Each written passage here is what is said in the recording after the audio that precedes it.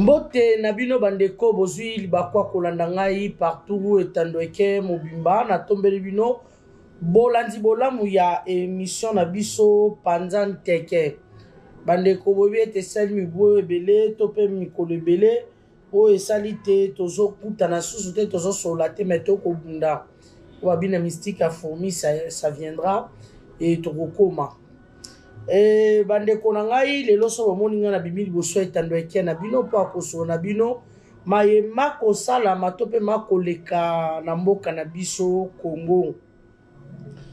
Bandeko na kozala penda mokuse mingi na kozala molai te po permettre bino banso tu bolanda ngai malamu mpe na bokebi nyonso na kosenga ete na bino bandeko na nga bakongomani oyo bokolanda ngai liboso etando eke ya bino bos abonné massivement na chaîne et ya Panthère Info TV nan obo s'abonner te et puis na kosenga te bo liker émission na biso tant boko liker eza ko matisa biso makambo malamu pe ko sa malamu mingi partager émission et to panza penza sango makende matambola et puis na kosenga lisusu eloko moko na bandeko bolandanga na bokebi banson émission na biso ebandeli tisuka mpona kozala mokuse na kozala molai te kozige nga na ebandeli te mais kende na ngai malamu tisuka parce que nazobanda na ebandeli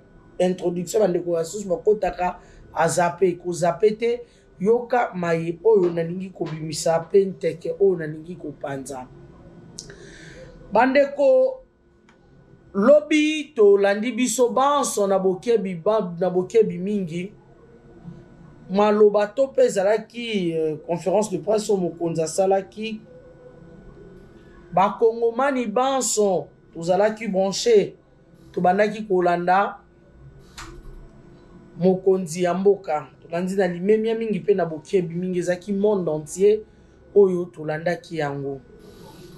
Coup de chapeau na papa mokonzi ya mboka, notre président, notre frère, notre sang.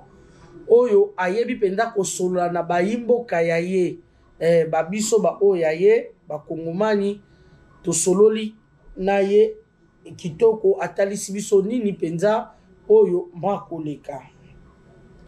Kasi sans plus tarder bandeko to panzanteke polémique moko ya makasi ezosalama na minute oyo makelele beti bandeko bele basumuki bamisusu bazana balobi bazana ba raison bon en fait on ne juge personne eza la liberté et opinion ya moto na moto polémique wana beti babi mokonza beti libanda polémique wana est ciblé deux points. Point ya liboso pas de dialogue dans M23 mais discuter avec le Rwanda ou Paul Kagame lui demander pourquoi Aboumaraba Congolais et Azoïba ba minéré. Wana point liboso oyo et sali polémique. Yami Balé, les Tutsis qui sont sur le sol congolais sont nos frères. Ba Salabango Mabete, etc. C'est le 2 points oyo et frappé. Batoba kolobelango ba débat ceux qui boko le katana banzela bozo ka ba débat wane salami mingi donc elobami makasi sur le 2 points donc polémique wane za makasi mingi nalingaki na yanola na bandeko banso o ba kolanda ngai sur le 2 points oyo et sali makelele sali polémique. Le langage que le président de la République a utilisé, c'est un langage diplomatique. S'il vous plaît, bande konanga, et un langage moko diplomatique. Oyo, et ça kosengate, puisque tout le monde a bandaki kolanda, nab occidentaux, par tout le monde entier. Babrake miso na bango. Babanaï Kolanda. Le chef de l'État ne pourrait pas dire que les Tutsis sont nos ennemis. Non, Kagame a raison. Voilà, le chef de l'État congolais a dit, c'est Nabibola Nangaï bien na ibandeliti souka ce que j'ai dit. S'il vous plaît. Le chef de l'État congolais a dit ceci, que Bazab ennemi, tout si Bazab ennemi, on le frappe. On doit protéger nos frères qui sont au Congo, on doit faire ceci pour les protéger. Et tout le monde, comme ils sont derrière le Rwanda, non, nous devons soutenir le Rwanda puisqu'ils sont minoritaires, puisque avancer, raison est belée. Quand on fait la politique, il y a un langage diplomatique et belé. Il y a de la haute politique. Oyo et il y a des choses oyo ça la makawi clos. Analysons un peu. Donnons des exemples. Mon typique, c'est exemple mon banal. Vous et moi on se bat. Ou bien vous et moi on est des adversaires. Toyo kanarate. Ngai naye toyo oye vers ngai to se réconcilier. Oyo salanga to ba propos tena. Est-ce que ngai na bosani puisque toi tu es venu te réconcilier avec moi? Question mark. To o ngana sala yo o bosani exact le pardon est sincère? Question mark.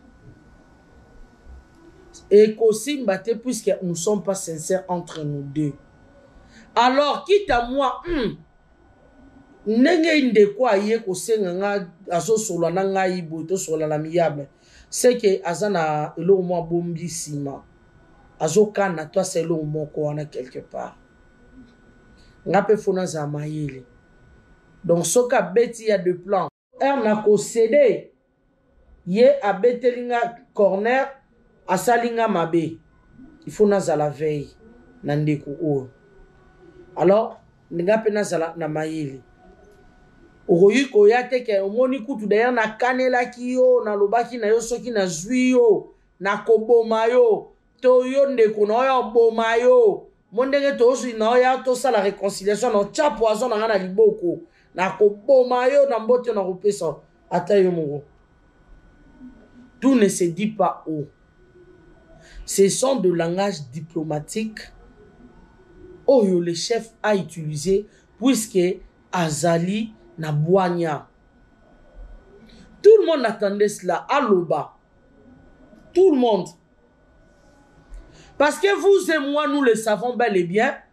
Même si le chef est allé demander à Kagame, pourquoi tu tues le Congolais? Pourquoi tu voles nos minéraux? Kagame lui dira quoi? Je sais que mes frères et sœurs, beaucoup plus, vous êtes choqués puisque vous avez perdu de proches, vos proches. Ils ont ça la passe. Vous êtes choqués. Oui, c'est vrai. Mais kasi, bon c'est d'été. Et ça, langage diplomatique au monde entier. Et ça, causé là, bah, propos ya président Félix, pour que baye banino baroui kosa là-bas continue pour attaquer Bichon. Or, notre président est sage. Moi, je vous demanderai de continuer. Yakosa là, il a toujours confiance. Il sait ce qu'il fait. Pour battre l'ennemi, nage naye moko, ceux qui ennemi azab malin, il faut la riser. Il faut utiliser la rise pour vaincre ton ennemi. Battre na propre genaye. Lui, il dit que azoboma ba congolais te. Kagama wanga nagake abomara ba congolais te. Le président a été clair hier. Awangani, mais plus tard, tu as coincé ba généraux banani to monique Kagame est impliqué là-dedans. Et Arouanganani. Ils nous ont infiltrés. L'autre mission, nous l'avons dévoilé. Les tout ils sont ici au Congo, presque partout. Ils nous ont envahis. Bon, qui peut m'appeler Nabiso Basé Belé. Le but ou l'objectif majeur ya Rwanda, ezali oyo occidentaux bazako pousser piller nos minéraux. Le président Fachi a dit si bolingi bozo ba minéraux boya par la porte au lieu de passer na fenêtre koyiba bobo marabiso boyiba boya biso moto biso peto bénéficier na ngopo eza ya biso.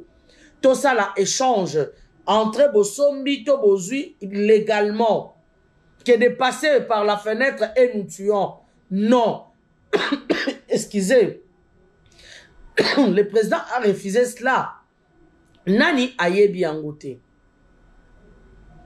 Toyebi ango biso banso. Alors, si les lots toza kondongwana boye, puisque le président n'a pas voulu céder. Comprenez mes frères. Et ça n'a pas langage surtout parce que ça, chaque famille, chaque maison, nande toza africain, surtout ba congolais, je rappelle beaucoup plus de ma famille belé, et ça n'a pas code.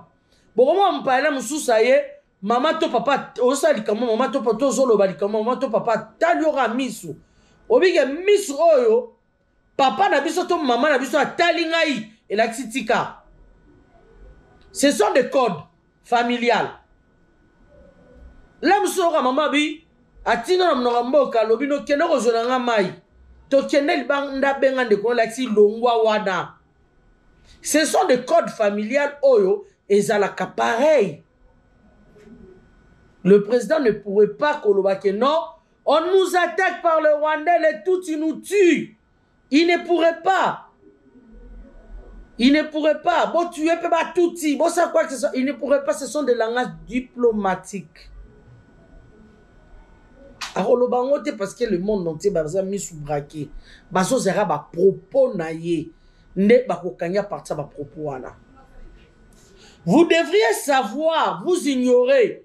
Nathalie Sabino Bandeko que même la communauté internationale basa derrière le Rwanda. Basa derrière le Rwanda. Comment ça? Kanambe Oyo, Hippolyte Kanambe Kazembere bena combat Joseph Kabila. Le vieux Mandefu. Il fit, bon pas il fit, il était notre président. Oh bango ba tchaki ben imposaki. Po ba kota bien, ben infiltré biso bien, ba yi ba bien ba minéré na biso. La RDC, si on parle du Rwanda, ils ont la CPIT, mais quand même RDC. Ils ont la CPI. Pourquoi jusqu'à aujourd'hui, ils n'ont pas arrêté Mandefu Kanambe? Pourquoi jusqu'à aujourd'hui, CPI interpellé a été? Puisqu'il sort, il entre comme il veut, pour vous faire voir que ce n'était pas lui, mais c'était la communauté internationale qui était derrière ces messieurs. Il est où? Il est ici, au Congo. Il faut être sage lorsqu'on veut Kobundana adversaire na yo, tona ennemi na yo, ceux qui azam malin, yo zala risé. Tu ne diras pas que demain je viendrai t'attaquer, non, il va se préparer. Demain je vais te tuer, non, il va prendre des mesures. Continuons à faire confiance à notre président, à contraire te. Parce que dans mon commis récupération politique, il y a Batumisusu. Toyebisa Kibino, Chilombo, Akotaye Bino, Boyoki déjà. Batutua Negonabiso, Aokesona Kagamenini. Ils ont beaucoup parlé, Toyoki Bino. Mais mes frères et sœurs, je vous conjure, je vous le jure, continuons à faire confiance à notre président, en trahir. Puisque lui-même, d'abord, il est aussi victime. Je sais. Il y a plusieurs familles. Oyo, Bazali, na pasi, na mitema. O babungisa ba proche na bango. Je sais, ça fait mal.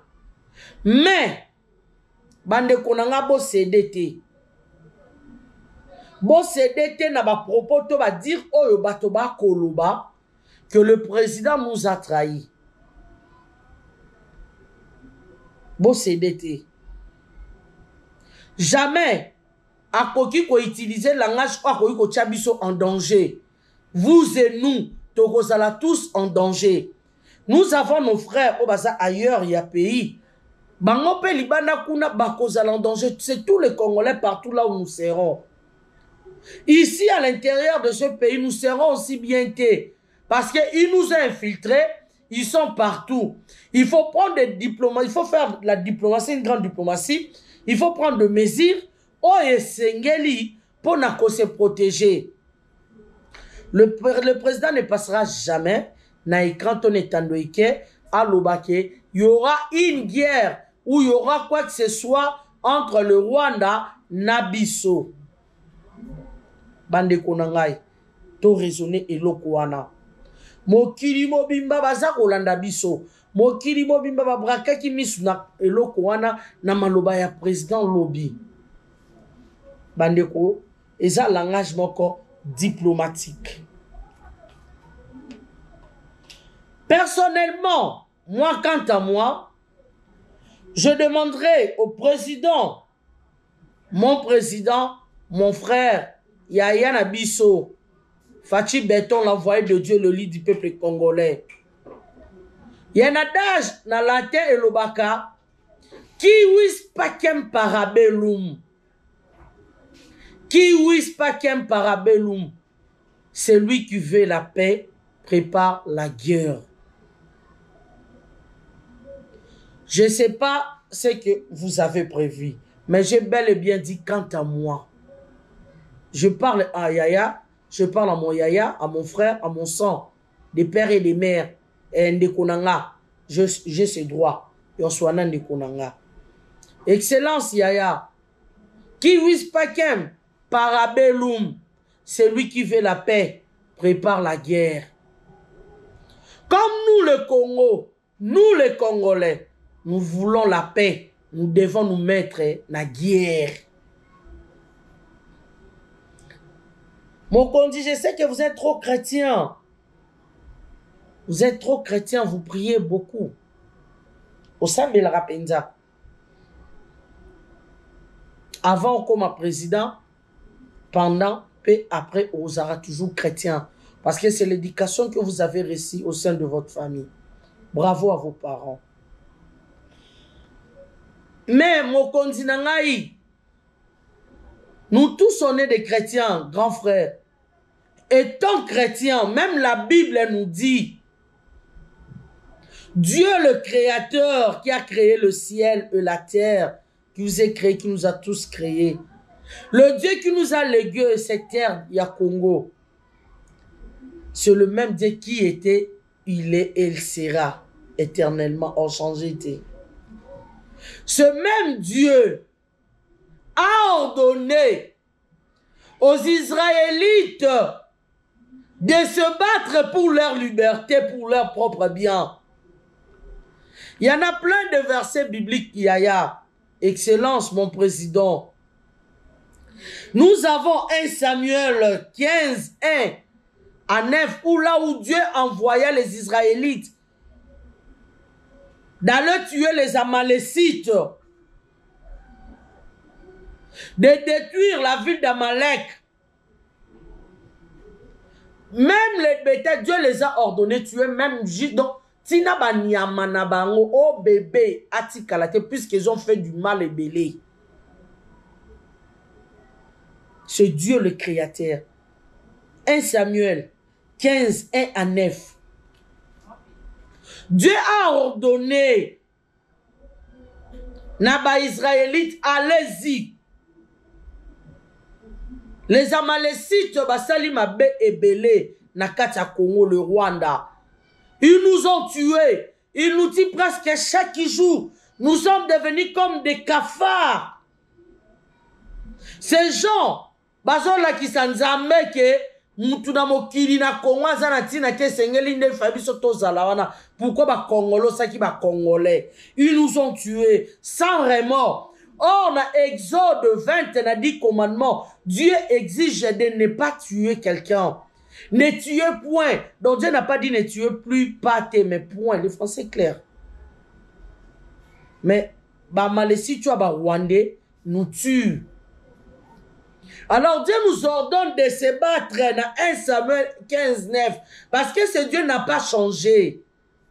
Il était, il est, il sera toujours le même.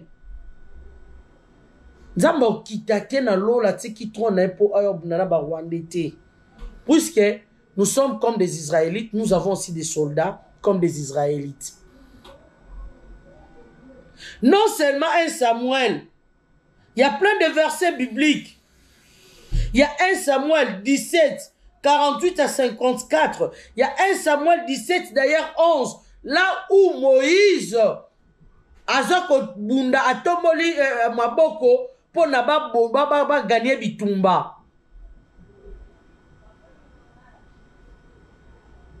Il y a plusieurs versets bibliques là où Dieu envoya les Israélites de se défendre. Arrivé à 1 Samuel, à Exode 17, 9, de 10 à 13, c'est Josué, vous, mon président Félix Antoine Tshisekedi Tshilombo, les Josué du Congo, c'est vous qui êtes allés combattre. C'est vous qui êtes allés combattre les gens qui tuaient les Israélites, qui nous tuaient, nous les Congolais. Les Israélites d'aujourd'hui, c'est nous, puisque nous avons le Canaan, la terre promise. Il y a tout ici. La terre de Dieu, c'est ça, la RDC, tout le minerai, tout, c'est ça, le Congo.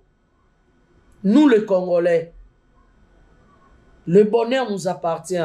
Et vous qui êtes notre Josué, mon président,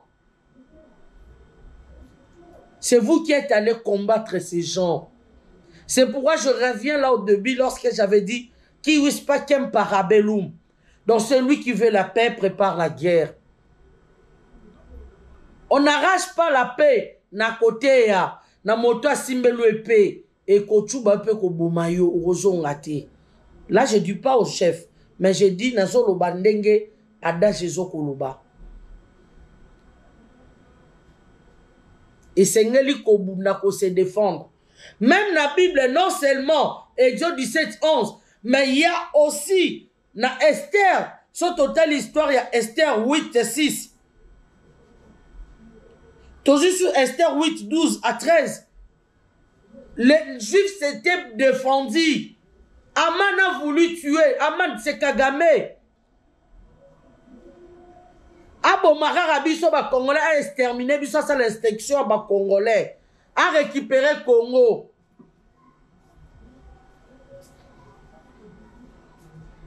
Les Juifs, nous devons nous battre pour notre propre liberté, spirituellement, physiquement et moralement. Les Juifs, malgré Dieu, étaient de leur côté. C'est pareil même pour les Israélites, malgré Dieu, étaient de leur côté. Ils avaient aussi des prophètes, ils avaient des serviteurs de Dieu. Nous devons aussi nous battre, mon Konzi, pour notre liberté, pour notre paix. Potos Anakinia, envers les Occidentaux, envers le Rwanda, même à période il y avait non seulement les Amalécites, il y avait aussi les Philistins, il y avait à payer Belé au Bazaki Kobundisa, les Israélites. Babunda qui n'a batouana nyonso po bazana kimia. Aujourd'hui même, Israël est bundarapé. Mais c'est un pays choisi de Dieu. Si vous attaquez Israël et le bâtel, il se rappelle nous qui tort. Pourquoi pas nous, Excellence? Là, ça n'engage que moi, ça ne concerne que moi, ce sont mes propos. S'il vous plaît, mes frères et sœurs et les ébinotés. Là, ça n'engage que moi.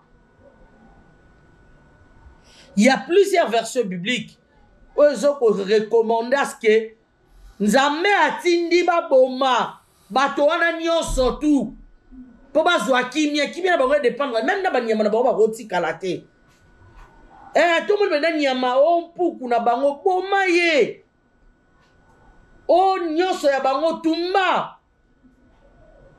C'est Dieu qui a recommandé dans 1 Samuel 15.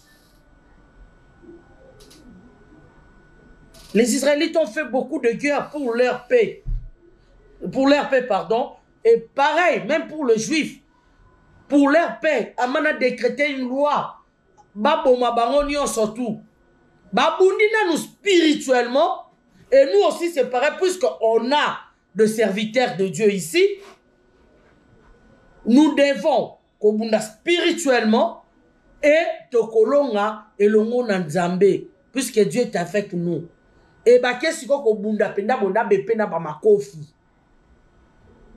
Babunda qui? Le 13 décembre, on a d'après calendrier na bango le 13 décembre. Aman a décrété le 23 mars comme M23. Le 23 mars, le M23 na bango, il y a Aman. Et le juge, c'était le 13 décembre. Babundi Balongi. Dieu est avec nous. Ces innocents, qu'est-ce qu'ils ont fait? Attaquer Rwanda, Baboma Rwanda, mais Bakoufi, il réclame vengeance, la justice de Dieu. Bien sûr, nous avons une part tout ça là. On est nombreux plus que eux. Allons-y le Kobundi Sabango et nous aurons la victoire. Dieu a recommandé un exode. Oui, a obligé. Un exode. Beaucoup mais l'autre la histoire. Il faut effacer ma malécite. Oui, a recommandé qui? Bande konanga esengeli pona kimia d'après nga to bunda biso moko. To bunda. Pour notre paix, notre salut, c'est l'héritage que Dieu nous a donné. Le verset biblique est belé. Je le dis puisque la Bible, on est des chrétiens et aussi nos frères croyants musulmans au Bazali qui lisent aussi la Bible et qui comprennent, qu'ils savent de quoi je parle. Ce sont des histoires vraies au Salama. Pour que paix et revenir dans le Congo, les autres sont au Bunda. Négociation, Dieu n'a pas envoyé la diplomatie, Dieu n'a pas demandé la diplomatie, hein, chef. Mais ils leur ont ordonné, Baki Obunda. Ayebi makanisi na biso nyonso avant ekoma. Na 5 minutes, nino toko raisonner, nzambe sa yebaki. Mais pourquoi atinde bora Baki Obunda, Baki négocier? Là, ça dépend que de moi. Bande konoba dans un poussé dans un vers shit. Pour s'éterniser na parole wanate, na point wanate, na kosenga na bande konyonso. Faisons confiance à notre président, à notre gouvernement. Ils savent ce qu'ils font. C'est un langage diplomatique. Et les émoutoutés. Et bungisa bino pété. Et désorienté bino pété. Restons toujours fidèles. Na bande konabiso to linga bango. To sabon toujours confiance. Notre président sait ce qu'il fait. Aza mayele. Nga na pese na bravo coup de chapeau parce que a utilisé l'engagement diplomatique. On ne dévoile pas les secrets de l'ennemi. Sera sur ma disposition, monsieur. Ma plan de voilà qui est au Betalibanda. Match coup à football. Classement, bon, ça, la bomba. Pour quand adverse, ma équipe adverse, bah, mon classement, t'es pas bon, Betabino na classement, bon, sali. Et à combien plus forte raison politique, va bombarder. On doit tous utiliser des langages politiques. Kagame Wangana, si l'homme fera bêta tolos, oui, je tue le Congolais. C'est moi, Kagame, maître Kagame. Malgré les minuscules. Nata, il y a Riban. Il y a maître Riban. Il faut bêta tolo, moi, Kagame, oui, je suis le maître, je tue le Congolais. Na sentiment. Ma Wanganaka. Arondimate. Et pourquoi vous voulez que notre chef a quoi il y a un piège, il y a occidentaux, to a quoi il y a un piège, il y a Babanguna et Congo. Il faut être sage. C'est à nous, la population, tous on a droit à Kosilikane Tolingi. Mais faisons confiance. Le président de la République, il sait ce qu'il fait. Depuis son premier mandat jusqu'à là, tous a déçuté. A cédé à ta centimètre à ma belleté. A cédé. Te protéger paix. Te protéger paix, président.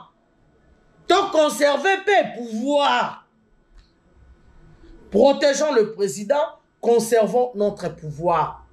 C'était un langage diplomatique Oyo a utilisé dans le monde entier et pas occidentaux et pas ennemis à Congo. À quoi il faut s'inventer de toi bête à tolo. Moi je vais affronter comme l'autre fois. Bah tout le monde ça qui récupéra d'abord non. Président Lakaki, ce qui dit ça c'est bête moko. A reçu la guerre na Rwanda. bango pe lokwa bazaki ba malin pardon baza ba malin te mais bazaki ba idiot balandi ne batu balobaki interprétation à batu ba beti lisas va pousser président à réagir. Oh, le président n'avait pas dit ça, il avait dit je vais demander dans deux chambres à parlement ceux qui va siéger dans osenga na bango mibale ba pesa ngai nzela pona kende ko bundisa Rwanda mais c'est nana no siéger te. Au moins, le président non, tous les deux chambres non siéger, ce sont des langages diplomatiques. Il faut être sage. On a mis sous pour comprendre. Pendant qu'on est au pakata pour chiter la siéger, on a vu deuxième point rapidement. Na moi bande ko belé ba koma ki ba bengi. Maman Panthère, maman Union Sacrée, Panthère Noire, lobela biso tongoni matata ponu ake consultation. Matata ponu ake consultation na yebité d'abord premièrement la personne de Matata aza une personne sans scrupule, aza na bomototé. Matata ponu aza mutu moko na été consultation qui n'est pas ça je sais pas peut-être une autre l'année le secrétaire général l'honorable Augustin Kabouya a été là qui est tout avec une autre l'année parce que na réalité normale la mobilité morale ya Matata et qu'on permettre tout le monde a yebi que Matata c'est un voleur. Il était premier ministre Banda Azala pas il était mais il était donc Azala Zala à nuire ba Congolais à bloquer Moussala. Ba Congolais bazwa ba numéro matricule té ebele et tout le cas ba Congolais bazwa ba numéro matricule vanda na bandaku aboya ba engagé batu c'est Matata ponyo alia mbongo ya mboka mbonga bukanga lonzo mbonga ba école marambebelo Matata ponyo alia azwango atongeli yango université ya yembongo kota na libota na ye o ba Congolais le ba souffrir nanzala c'est Matata ponyo soit limba pese ministère n'est pas qui nous ressource mbongo po atongela moi sineni château. Non. Et c'est impossible. Même le secrétaire général, l'honorable Augustin Kabouya, Mwanabouté, a 47, Aza Zobate, pour aller qui sa matata to. Ayoki, amuta ayoki ne. Mais matata est simbate. Ayana pas s'en écra séché boté. Bon séché au boy en boté ne. Pour n'acheter les sous-sous. Ngongana biso eko parata bande komambeza ebele ya kolubela. Merci les co-suivre à signaler nga déjà ngongi pakati. Tokozongela bino prochainement. Bandeko to lingana, to linga président, to sale confiance. To sumukate, hein, to sumukate. C'est notre frère Oteka Congo te trahir biso pete. Bandeko pour chiter nalanda ki point de presse, non, c'était pas un point de presse, mais une émission que j'avais suivie et par Peter Tchani, Perfect TV. Vidéo, tout le monde, 20h, Nassima, Torozongelabino, Tolanda. Parce qu'elles sont faites sur une seule base, l'exclusion. Jean-Pierre Bemba et Félix Tshisekedi veulent créer une société identitaire.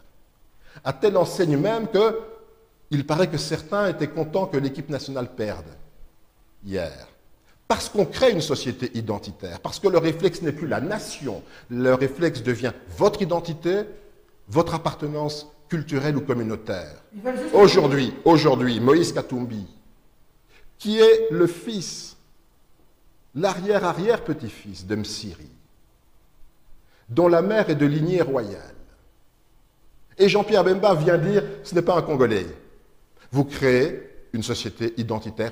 Et le pire, sur le mensonge. Et pourquoi le mensonge? Pour garder des postes, pour faire de l'argent. Vous fragmentez une nation, vous créez la division. Vous voulez exclure des gens, créer des catégories de Congolais. Quand bien même la grand-mère de Félix Tshisekedi ou le grand-père est angolais, non seulement vous faites une division, mais vous y assortissez les phénotypes ou les couleurs de peau. C'est terriblement dangereux. Je vous ai dit qu'il y a une bombe à fragmentation, une bombe à retardement, il y a un petit cliquetis qui s'est mis en marche, et Bemba y a contribué par un discours qui était mensonger, raciste xénophobe, il était probablement le moins outillé pour le tenir devant la nation. Il ferait mieux de s'occuper de son dossier dans lequel il est en train de patauger, qui est la grande reconquête de nos espaces à l'est du pays. Sa seule reconquête aujourd'hui, c'est une petite avenue d'une desserte routière à Kinshasa. Nous lui demandons de revenir à son devoir. Si c'est un homme qui se dit militaire, eh bien qu'il aille avec les militaires au front. Cet homme qui a porté la tenue militaire il y a quelques années, qui a voulu faire avancer des troupes vers Kinshasa, qui a fait avancer des troupes à Bangui, qui a fait avancer des troupes à Bambassa, qui doit rendre compte demain, qu'il prenne sa tenue militaire d'il y a 20 ans. Elle sera moins saillante aujourd'hui, peut-être. Chacun a pris de l'embonpoint, moi aussi. Qu'il prenne sa tenue militaire et qu'il aille à Goma aujourd'hui. C'est là où on l'attend. On ne l'attend pas sur l'identité de Moïse Katumbi, on l'attend lui et son épreuve est personnelle, qui nous donne preuve qu'il a la capacité aujourd'hui à redonner à cette armée la fierté de défendre la nation. Une nation qu'il est en train de mettre en danger par un discours raciste, xénophobe et discriminatoire. Et voilà de retour sur ce plateau. Ngaïte bandeko binomoko boyoki. Lorsque tozo bisabino que le Rwandais bachela biso bétranger na mboka. Mais Kamitatu qui est Olivier Kamitatu, c'est l'ami proche ya Katumbi. C'est son, je sais pas, son passé que Azan secrétaire général à parti, qui que ce soit, je sais pas s'il est qui, mais à ce que je sache, c'est son ami direct, proche. Comme le bâtonnier Mouyambo nous avait dit. Il n'y a rien. Il a avoué que Katumbi, Azan arrière-fils, donc, descendant à Nasrim, Soki Nani Angoana. Et ça m'en bat Azan aligné. Ya nani ligne ya batoni ya banfumu avec banfumu ya Zambie, ce n'est pas moi qui l'ai dit. Tôt ou tard la vérité finira par éclater. Merci Olivier Kamita toutika au s'acharner dans Jean-Pierre Bemba personnellement, mais n'a pas sera un merci parce que au PCB ce éclaircissement tu viens de nous confirmer que Katumbi c'est un étranger Oyo Azali juif zambien. Merci beaucoup. Parce que au PCB confirmation, un juif zambien, yom to PCB ango, bandeko no comment pour ça, binomoro boti kolanda veter ou. Donc ce n'est pas moi. Yazo s'acharner na Bemba, puisque alobi donc Bemba ola s'en occuper na mamba guerre na est azolanda mamba Katumbi mamba pot etc. Oui, Congolas de père et de mère, il y a amené la raté, il y a Métis pas à la raté, donc c'est que ça demi-quata. Bon, comme tu es demi-quata, mais l'autre là, Sikoyo, il n'est pas demi-quata. Comme toi, Olivier Kamita, tout, mais l'autre là, il y a tout côté de ta mère, tu es au moins congolais. Mais il y a Sikoyo, n'a de père, n'a de mère, ni de près, ni de loin, mais il cherche à ce que, à comment le Kola Kanambe na Congo, peut avoir audace sur sa candidature pas comme président dans Congo. Donc, tous leurs plans machiavéliques, ils ont déjoué. Bassamboué, école, Kalisou-Souté. Merci beaucoup. Na maman Astrid de Lubasa, maman, na papa Emile Mengu, na maître Walter Wali Chimanga, maman Esther Kalenga, Boza Ebele, mon vieux Varzuno Mouteba, ma maman Cécile Yongo, bandeko baza ebele oyo tokopesa mote mon vieux Dickens Kazadi aux États-Unis, papa Prosper Kazadi, papa Emile Silou, pasteur Jacques Foulakanda na Lyon, pasteur Job, boza tellement ebele bishop Némi, boza tellement ebele oyo boza Rolanda biso na ngonga eye bandeko tolingi bino mingi Marie-Claire Chango Diama Rose et Siko Zali. Bande Kobose belé partout dans le monde entier, surtout Basalanza Mebo Sambela pour na Congo, Tokutani Mbalasima Oikoya, bye.